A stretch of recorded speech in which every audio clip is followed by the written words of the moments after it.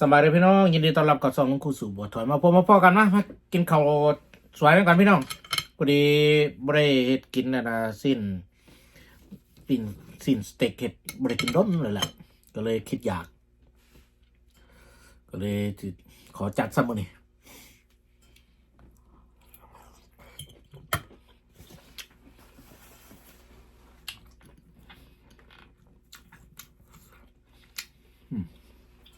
แต่คือเก่า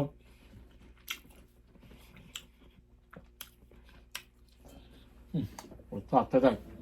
คือเก่าไปน้อง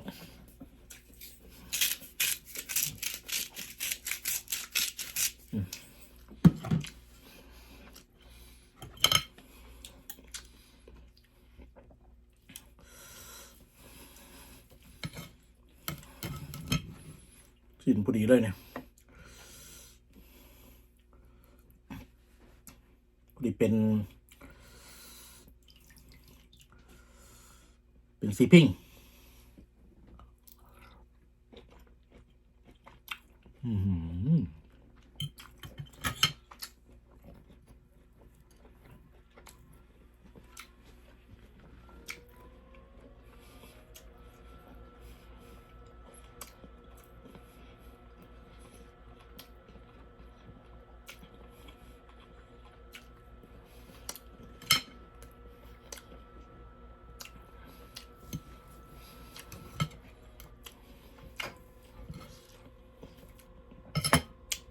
มันเป็น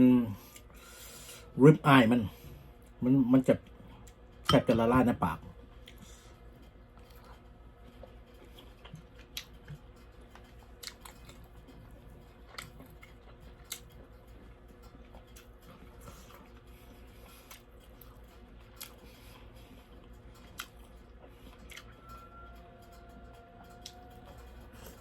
ลืม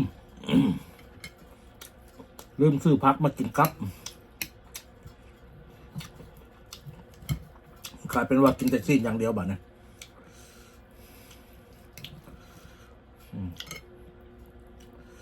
มันเป็นซีนติดมันพี่น้อง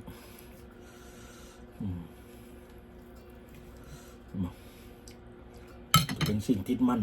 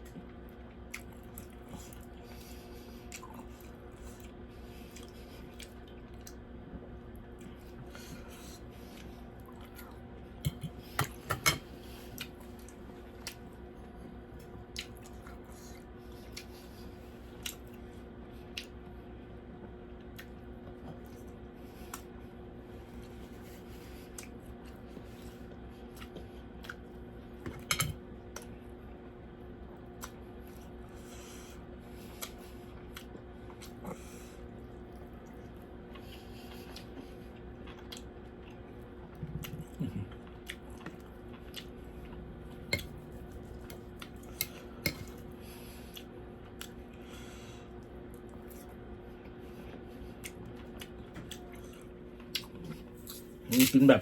สไตล์แม่ค้าก็ได้ใช้แต่เกลือมันก็ได้รสชาติ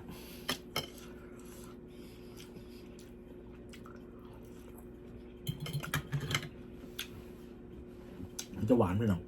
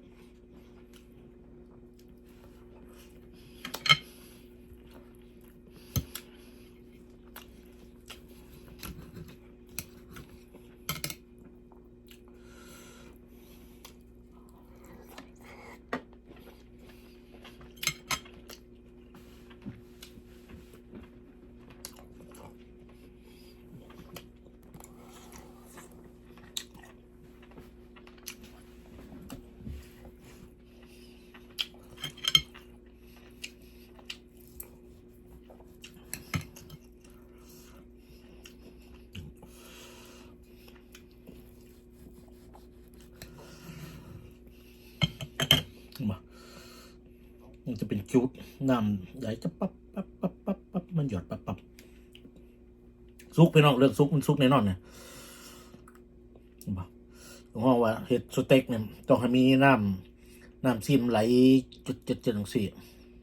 มันจะหวาน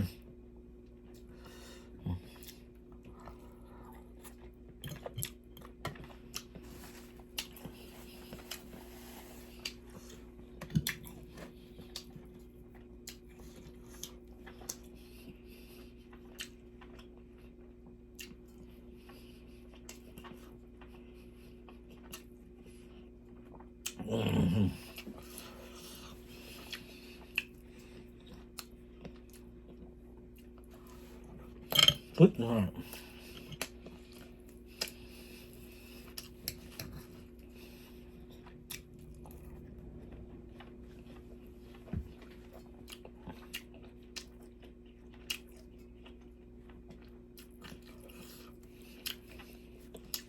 เสร็จพร้อม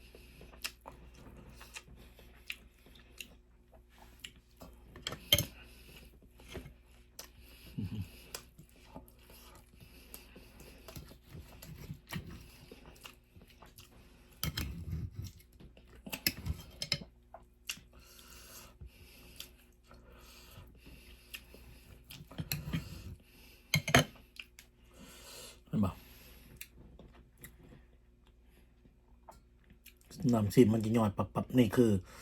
สูตรมันคือมัน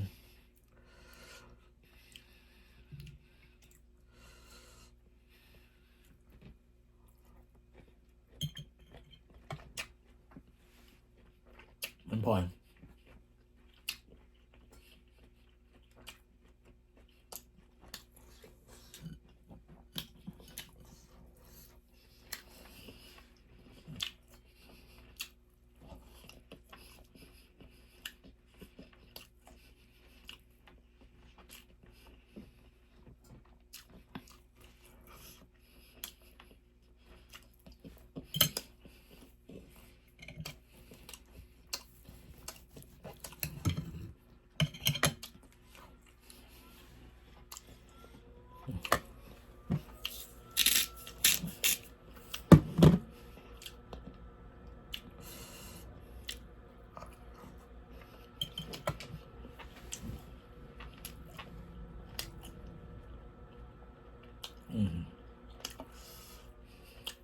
มันลื่นลงคอโ